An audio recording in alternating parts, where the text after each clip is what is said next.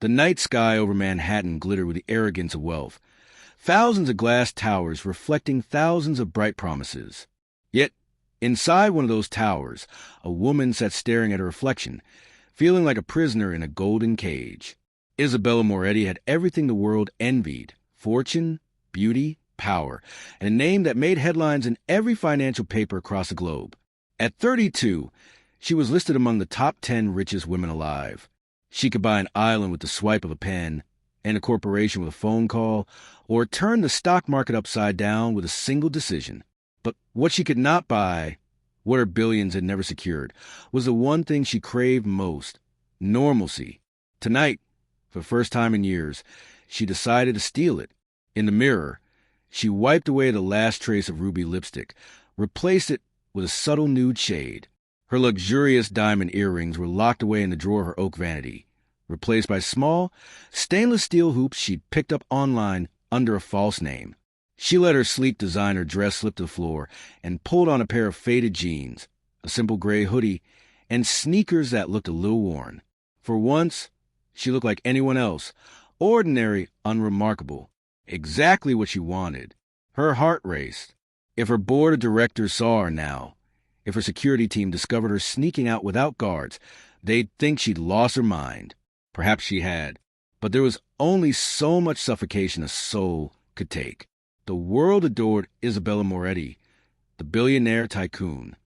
But Isabella, the woman behind the title, was gasping for air. She slipped into the elevator, head bowed, baseball cap pulled low. The descent from her penthouse to the lobby felt like shedding layers of skin she no longer wanted. The doorman didn't recognize her. Thank God for that. And she stepped into the hum of the city with a kind of trembling anticipation. Her driver wasn't waiting. That was the point. Tonight, no polished black SUV, no chauffeur with crisp gloves, no tinted windows to hide behind. Tonight, she walked. The streets smelled of fried food, car exhaust, and the faint perfume of rain on concrete. For the first time in years, Isabella didn't feel like an object of attention, a trophy to be studied, envied, or despised. She was just another face in the crowd. But where does a billionaire go when she wants to be nobody? Her feet carried her aimlessly through lower Manhattan until she saw it. A small burger diner on the corner. The kind of place where neon lights flickered and the doorbell jingled when customers entered. The windows were foggy, the table slightly crooked, the sign above the door missing a bulb. To Isabella, it looked perfect. She hesitated at the door, her stomach tightening with nerves. What if someone recognized her? What if the disguise wasn't enough? But the scent of sizzling meat and warm bread drifted toward her, and she pushed herself forward, opening the door with a small creak. Inside, the diner was half empty. A couple of truck drivers hunched over their plates. An elderly woman in a floral dress sipped coffee alone. A group of teenagers laughed loudly in the corner booth. Nobody looked up when she entered. Nobody whispered her name. Nobody cared. Relief washed over her, so suddenly that she almost laughed. Sliding into a booth near the window, Isabella pressed her hands together beneath the table, grounding herself. The seat was sticky, the table had faint scratches, and the jukebox in the corner hummed with an old tune. None of it was glamorous, none of it screamed wealth or perfection, and that made it beautiful. She wanted to soak it in, the chatter, the smells, the clatter of dishes. It was all so alive, so real. "Evening, ma'am," a voice said, warm and steady. She looked up. The waiter was tall, broad-shouldered, with skin the color of rich mahogany and eyes that carried a depth she couldn't quite read. He wore the diner's simple uniform, black apron, white shirt rolled at the sleeves, but there was something about the way he carried himself, quiet but assured. "Can I get you something to drink?" he asked. For a moment, Isabella froze. Normally, waiters tripped over themselves around her, their voices betraying nerves, their hands trembling as they balanced trays. This man, he looked right at her, as though she were just another customer. And maybe that's why her throat tightened. "Water, please," she said softly, her voice lower than usual, still cautious. He nodded with a polite smile, coming right up. When he walked away, Isabella exhaled slowly. She was safe. For now. The laminated menu was simple. burgers, fries, milkshakes. Nothing with gold flakes. Nothing that cost more than $20. Her eyes landed on the classic cheeseburger, and her lips curved into the faintest smile. When was the last time she'd eaten a burger? Without paparazzi flashing cameras, without a Michelin star chef personally delivering it. The waiter returned with her glass of water, setting it down gently. Ready to order? Yes, Isabella said, her fingers brushing the edge of the menu. I'll have the cheeseburger, with fries. Good choice, he said with an approving nod, as if the cheeseburger was a matter of pride. How do you want it cooked? Medium, she replied, a little too quickly, as though she had to prove she knew how to order like a normal person. He smiled again, a small but genuine curve of the lips. Medium it is. As he walked away, Isabella let her eyes linger on him. There was kindness in his face, but also something else, something unspoken. His movements were careful, thoughtful, not rushed like the teenage busboy, not weary like the cook flipping patties in the back. This man worked with intention. She wondered about his life. Did he have a family waiting for him after his shift? Was this just a job to get by? Or did it mean something more? For once, Isabella wasn't thinking about quarterly reports, billion-dollar mergers, or looming media appearances. She was wondering about the life of an ordinary man, and she realized how desperately she craved this curiosity, this human connection, this normalcy. The cheeseburger arrived sizzling. The melted cheese oozed over the edges. The fries crisp and golden. Isabella stared at it, like it was a feast fit for royalty. Her first bite made her close her eyes, a soft moan escaping before she could stop it. Juicy, salty, messy. It was everything she'd been missing. For the first time in years, Isabella felt happy. Truly, simply happy. But she didn't know that her night, her disguise, her quiet search for freedom, was about to take a turn she never expected. Because the black waiter who had just served her wasn't just any ordinary man, and the note he would soon place in her hands would change her life forever. The cheeseburger sat half-eaten on her plate, the fries cooling in their basket, but Isabella barely noticed. She was too lost in the sensation of being invisible. No cameras, no board members, no headlines dissecting her every move, just the soft hum of the jukebox and the chatter of strangers. It was a luxury she'd never been able to purchase, no matter how many billions sat in her accounts. Every so often, her eyes drifted back to the waiter. He moved with calm efficiency, refilling coffee for the elderly woman by the window, cracking a small joke with a group of teenagers, balancing 3 plates on one arm as though it were second nature. He wasn't loud, wasn't trying to charm anyone, yet there was something magnetic about him. When his gaze caught hers for the briefest second, Isabella looked away quickly, heat rushing to her cheeks. Ridiculous. She was a woman who had stood in front of presidents, negotiated with oil tycoons, stared down hostile investors without blinking. Yet here she was, blushing because a diner waiter had looked at her. Everything all right with your meal? The voice pulled her from her thoughts. She looked up to find him standing there again, his presence filling the space without being overbearing. Yes, Isabella said, her voice steady this time. It's wonderful. Glad to hear it. His lips curved into that same polite smile, but his eyes, dark, searching, lingered on her a fraction longer than they should have. It unsettled her. Did he know? Did he recognize her despite the hoodie and the cap? No. Impossible. She'd covered her tracks carefully. To him, she was just another customer. And yet, something about his gaze made her feel seen, truly seen, in a way that unsettled her carefully built defenses. What's your name? The question slipped out before she could stop herself.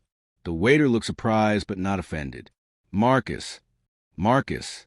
The name settled in her chest like an anchor. Strong, simple, unpretentious. And yours? He asked, his tone casual. Isabella's pulse quickened.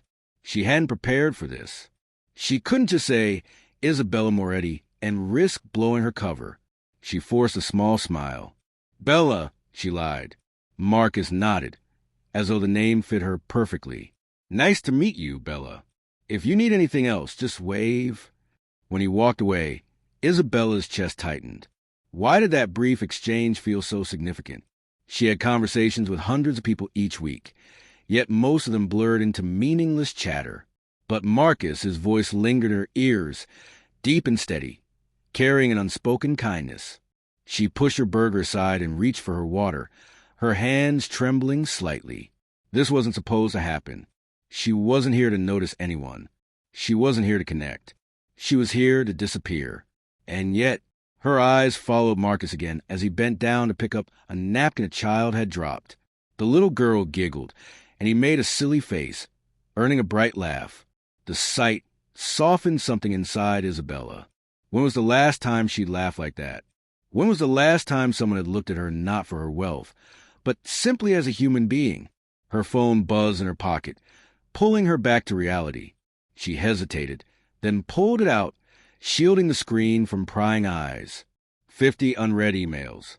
3 missed calls from her chief of staff. A news notification. Moretti Industries in talks for largest merger of the decade. Her world was waiting for her return, demanding it, and yet she couldn't bring herself to leave. Instead, she slipped the phone back into her pocket and leaned back against the booth, allowing herself one more moment in this fragile bubble of anonymity. Minutes passed. Marcus moved from table to table, his rhythm unbroken. But Isabella swore she felt his eyes on her now and then, brief flickers of curiosity he tried to mask. When he returned to her booth to clear the half-empty plate, his movements were careful, deliberate. His fingers brushed the edge of her napkin, and for a moment his hand lingered near hers. "Everything all right?" "You didn't finish." "It was more than enough," she said quickly, though her voice betrayed a nervous tremor. Marcus tilted his head, studying her as though he wanted to ask something but chose not to. Instead, he gave a small nod. "All right, I'll get your check." As he walked away, Isabella's mind swirled. Something about his presence unsettled her, not in a threatening way, but in a way that made her question her disguise, her reasons for being here. Why did it feel like he saw through her? The diner door chimed as new customers entered, a group of men in dark jackets, speaking in low voices. They sat at a booth near the back, their eyes scanning the room in a way that made Isabella's stomach clench. She lowered her head, tugging her cap further down. Marcus noticed them too. She saw the flicker in his eyes, the slight tightening of his jaw. He greeted them with professional politeness, but there was no warmth in his tone this time. When he returned with her check, Isabella reached for her wallet, grateful for the distraction. But as he set the bill down, his hand moved quickly, almost imperceptibly. A folded piece of paper slid beneath the edge of the plate. Her breath caught. Marcus didn't say a word. His face remained composed, his eyes unreadable. But in that fleeting glance, Isabella sensed something urgent, something heavy with meaning. "Take your time," he said softly, then walked away as though nothing had happened. Her pulse thundered in her ears. What was this? A phone number? A note of interest? Or something far more dangerous? Her fingers trembled as she slipped the note from beneath the plate, hiding it inside her palm. She dared not open it in plain sight, not with a group of men sitting only a few tables away, their eyes occasionally sweeping the diner. The jukebox hummed louder in her ears. The chatter of the teenagers seemed sharper, the clatter of dishes louder. Everything felt magnified, as though the world was holding its breath with her. Isabella clutched the note tightly, her mind racing. Why would a waiter slip her a secret message? Why her? And why did the air suddenly feel charged with danger? The folded scrap of paper felt heavier than gold in Isabella's hand. She pressed her palm against the table, hiding it beneath her napkin, afraid someone might notice. Her heart thudded so hard she worried the whole diner could hear it. The check sat before her, a simple slip of paper with numbers written in fading ink. But it was the other paper, the one Marcus had slipped beneath her plate, that demanded her attention. She forced herself to act normal. Reaching for her purse, she slid the note inside with practiced subtlety, as though she'd done this sort of thing before. In truth, she hadn't. Her life had been contracts, mergers, polished speeches, not secret notes in greasy diners. Still, the men at the back booth worried her. Their voices were hushed, but their eyes were sharp. One of them, a tall man with a scar along his jawline, looked up, scanning the room. Isabella froze.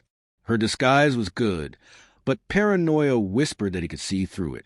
She reached into her wallet, pulling out enough cash to cover the bill. No credit card, no receipt, nothing traceable. As she rose from booth, her fingers tightened around her purse, the hidden note pressing against the leather. She glanced once toward Marcus.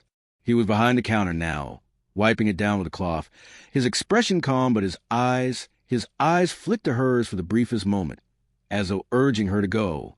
She didn't need to be told twice. The diner door chimed as she stepped out into the night air.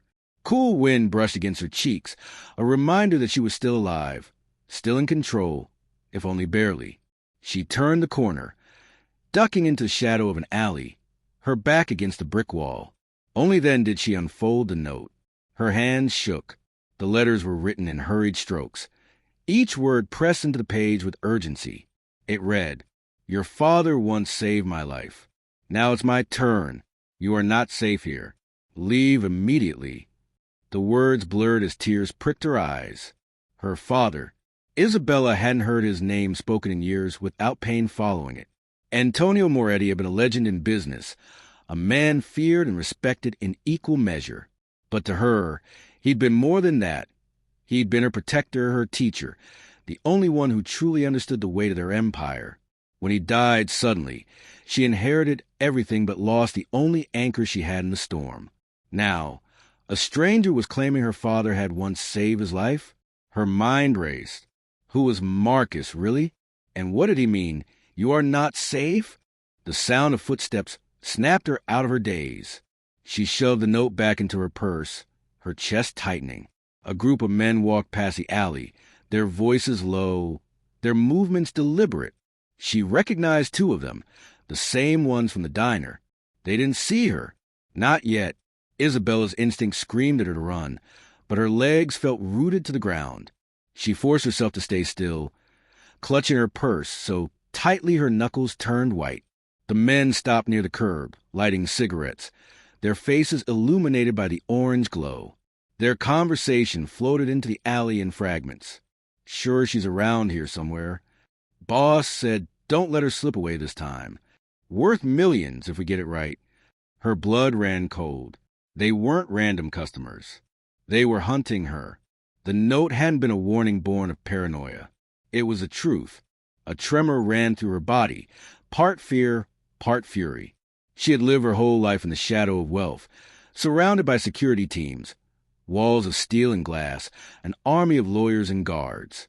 And yet here she was, alone in a dark alley, prey in a city she thought she owned. Her father's voice echoed in her mind, from a lesson he'd taught her long ago. "Money builds walls, Bella, but it's people who protect you when the walls fall down." She hadn't understood it then. Now it made her throat tighten. Her phone buzzed in her pocket again, insistent. She pulled it out, her chief of staff's name glowing on the screen. For a moment she considered answering, calling in her team, demanding the safety her position afforded her. But something stopped her. Marcus. He had slipped her the note quietly, without fanfare, without expectation. He hadn't asked for money, hadn't begged for recognition. He had simply warned her, as though it was his duty. Why? She didn't know, but she felt in her bones that he wasn't lying. The men crushed their cigarettes beneath their boots and split up, heading in different directions. Isabella waited until the street quieted again before stepping out of the alley, her pulse still hammering. She could have gone home, back to her penthouse fortress, back to the guards and the gates and the cameras. But something stronger pulled her back toward the diner, back toward Marcus. When she pushed the door open again, the bell chimed and heads turned briefly before returning to their meals. Marcus was at the counter, stacking glasses. His eyes flicked up, and for the first time, she saw something break through his calm composure. Relief. "You read it," he murmured when she reached him, his voice low enough that no one else could hear. "Yes," Isabella whispered, her throat dry. "I need to know, what danger am I in? Who are those men?" Marcus glanced around, then leaned closer. "Not here. Finish your water. Leave through the back. I'll explain everything." His tone left no room for argument. Isabella swallowed hard, nodding. She slid back into her booth, forcing herself to sip the water while her hands shook under the table. Every second felt stretched, fragile, like glass ready to shatter. Minutes later, Marcus appeared beside her booth again, a tray in hand for appearances. "This way," he said quietly, nodding toward the kitchen. She rose, following him past the counter, past the sizzling grill, into the back hallway that smelled of onions and dish soap. The cook barely glanced at them. Marcus pushed open the rear door, and the night air washed over them again. In the dim glow of a flickering streetlight, Isabella finally asked the question burning in her chest. "Who are you, really? And how do you know my father?" Marcus's face was shadowed, his expression unreadable. But when he spoke, his voice carried a weight she couldn't ignore. "Because 20 years ago, when I was just a boy on the wrong path, Antonio Moretti saved me. And now, Isabella, I think it's my turn to save you." The alley behind the diner was quiet except for the faint buzz of the streetlight above them. Isabella stood frozen, her back pressed against the cold brick wall, her breath catching in her throat. She had heard many things about her father in her life, some of them worshipful, some of them damning. To the world, Antonio Moretti had been a titan, a ruthless businessman who crushed competition with the same ease he closed deals. But to her, he had always been Papa, the man who used to braid her hair on Sunday mornings, who taught her chess, who whispered bedtime stories about kings and queens not unlike themselves. And now this man, this stranger, was telling her Antonio had once saved him. Isabella's voice trembled. "You knew my father?" Marcus's eyes softened, though his jaw remained tense. "Not the way you did. To me, he was the miracle." He leaned against the wall, his voice dropping low, as though afraid the night itself might eavesdrop. "I grew up just a few blocks from here," he began. "Different world back then. My mama worked 2 jobs, and I was angry at the world, angry at life. I started running with the wrong crowd. Petty theft, fights, anything to feel like I mattered." Isabella studied him, seeing not the confident waiter but the boy he used to be. "One night," Marcus continued, "me and a couple guys tried to jack a car outside a fancy hotel. Thought it'd be easy money. But it wasn't just any car, it was your father's. Black sedan, polished like a mirror. He caught us red-handed." Isabella's breath hitched. She could picture it. Her father in his sharp suit, his watch glinting under the streetlights, his presence enough to silence a room. Marcus's eyes grew distant, lost in memory. "I thought he'd call the cops. I thought my life was over right there. But he didn't. He looked at me, looked through me, and he saw something I didn't even see in myself. He said, 'Son, this isn't who you are. Don't let the world convince you it is.' Then he gave me money, not for me to steal, but to eat. And he made me promise I'd turn things around." His voice cracked on the last words. "He didn't know me a thing. He could have ruined me. But instead, he saved me. That was the night I walked away from the streets. That was the night I decided to work, to build, to live differently." A tear slipped down Isabella's cheek before she could stop it. She turned her face away, ashamed of her emotion. But Marcus saw. "Your father believed in me when nobody else did, and I never forgot it." For a moment, silence hung between them, heavy and tender. Isabella wiped her cheek, her chest aching with both pride and sorrow. "My father, he never told me." Marcus gave a small, sad smile. That was his way, wasn't it? He did good, without bragging about it. She nodded, remembering. Yes, that was Antonio. A man who could crush empires but chose, in secret, to lift up a single boy. But the warmth of the memory faded quickly as the weight of the note returned to her mind. "You said I'm not safe," Isabella whispered, her voice tightening. "Who are those men? What do they want with me?" Marcus's expression hardened. "They've been coming around the diner for weeks, asking questions. At first, I thought nothing of it, just guys running their mouths. But then I overheard one of them on the phone. He said your name, Bella, not Isabella, the billionaire, Bella, like he knew you were trying to disappear." Her heart slammed in her chest. "But how?" "Nobody knows about tonight. I left without security. without telling anyone. Somebody knew, Marcus interrupted gently. And they want you. Badly. Isabella's stomach twisted. The world of wealth was no stranger to enemies, competitors, opportunists, vultures circling in designer suits. But this was something darker. Marcus stepped closer, lowering his voice even more. I don't know all the details, but I know this. They're not here by accident. And if they catch you, it won't just be a headline.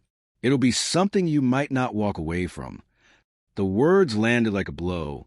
Isabella wrapped her arms around herself, fighting the chill in the air and the fear crawling up her spine. I don't understand, she whispered. Why warn me?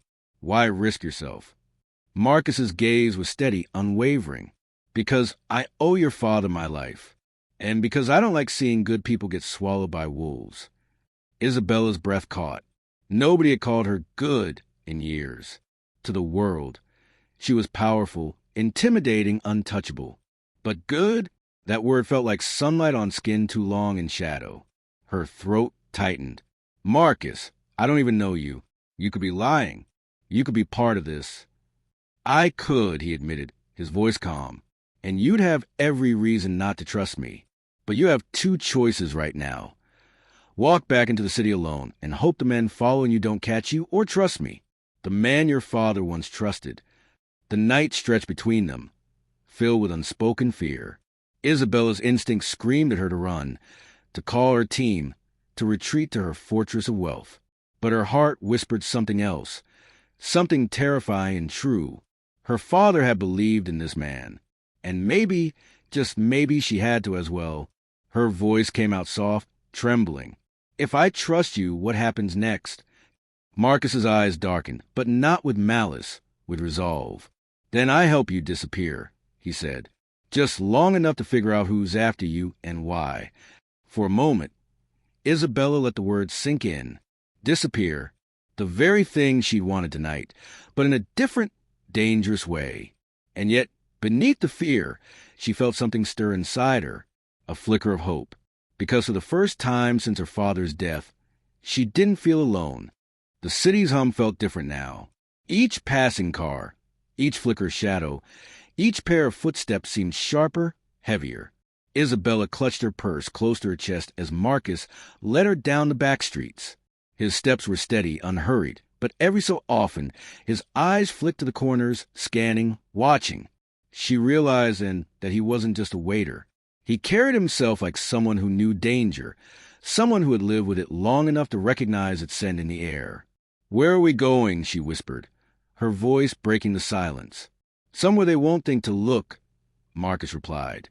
She wanted to press for more, but something in his tone silenced her. He wasn't hiding details to frighten her. He was keeping her safe. They moved through the neighborhood, past shuttered shops and graffiti-stained walls, until Marcus ducked into a narrow alley between two brick buildings. At the end stood a door, weathered and scarred, half hidden behind a rusted dumpster. He pulled a key from his pocket and unlocked it. Inside was a small apartment, bare, modest, lived in. A threadbare couch sat in the corner, a stack of worn books on the table, a child's drawing taped to the fridge. The air smelled faintly of coffee and laundry soap. Home, Marcus said simply, closing the door behind them. Isabella blinked, the reality settling in. A billionaire heiress hiding in the apartment of a diner waiter. The absurdity of it would have made her laugh if her chest weren't so tight. Marcus gestured to the couch. Sit. You're safe here for now. She lowered herself slowly, her hands trembling in her lap. For the first time all night, the adrenaline began to ebb, leaving her raw, exposed. Marcus sat across from her, elbows resting on his knees. He studied her quietly, as though weighing whether to speak. Finally, he broke the silence. Do you know what it's like, he said softly, to have the whole world watch you and yet not a single person see you? Isabella's throat tightened. Every day. Their eyes met, and in that moment, no disguises, no barriers, no billions of dollars stood between them. Just two people, tired of carrying invisible burdens. But the fragile stillness shattered with a sudden knock at the door. Isabella froze, her heart leaping into her throat. Marcus's expression darkened. He rose silently, signaling her to stay quiet. He moved to the door, pressing his ear against it. Another knock followed, harder this time. Marcus. A voice called, low and menacing. "We know she's in there." Isabella's blood turned to ice. Marcus's jaw clenched. He turned to her, his voice barely above a whisper. "There's a back fire escape. You have to go." Her breath came in shallow gasps. "What about you?" "I'll hold them off. Buy you time." "No." The word burst out before she could stop it. "I won't leave you. You, Marcus. You're the only reason I'm still alive right now." Another pounding on the door, followed by the screech of metal as someone tried forcing it open. Marcus's eyes softened, but his voice stayed firm. "Your father gave me a chance to live. Don't waste it by dying here with me. Go." Tears blurred her vision. She shook her head, clutching the strap of her purse, as if it were the only thing anchoring her. "Isabella," Marcus said, for the first time speaking her full name. "Not Bella. Not a disguise. The truth. You have a choice. You can go back to your glass tower, pretend none of this happened, keep hiding behind money and walls. Or you can honor your father's legacy, his belief in people, in me, in yourself." The words hit her like a storm, ripping through her fear, her doubt, her loneliness. The door shuttered again. The men were almost through. Her body trembled, but her voice, when it came, was steady. "Then I choose to fight, not to run." Marcus's eyes widened, just for a moment, then a fierce smile curved his lips. He nodded once. "All right, then we fight together." He grabbed a heavy wooden chair, bracing it against the door as the frame groaned under the assault. Isabella, her hands shaking, looked around the apartment. Her eyes landed on the bookshelf. She pulled one free, thick, hard-bound, and gripped it like a weapon. The next seconds blurred into chaos. The door splintered, a man bursting through with a snarl. Marcus met him head-on, slamming his shoulder into the intruder, knocking him back. Isabella swung the book with all her strength, striking another man who pushed through. Pain shot through her arms, but adrenaline fueled her. The fight was raw, clumsy, desperate. These weren't trained soldiers, just thugs chasing a payday. Marcus's strength and resolve overpowered them, Isabella's courage surprising even herself. Within minutes, the men retreated, cursing, stumbling back into the night. Silence fell. The broken door hung ajar. Isabella stood trembling, the book still in her hands, her chest heaving. Marcus wiped blood from his lip, breathing hard, but his eyes shone with pride. "You did it." She dropped the book. Her hands covered her face as sobs broke free. Sobs of fear, of release, of something deeper.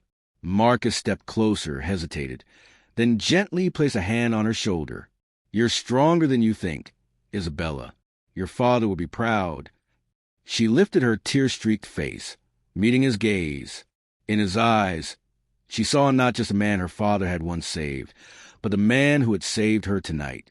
And in that moment, something shifted inside her.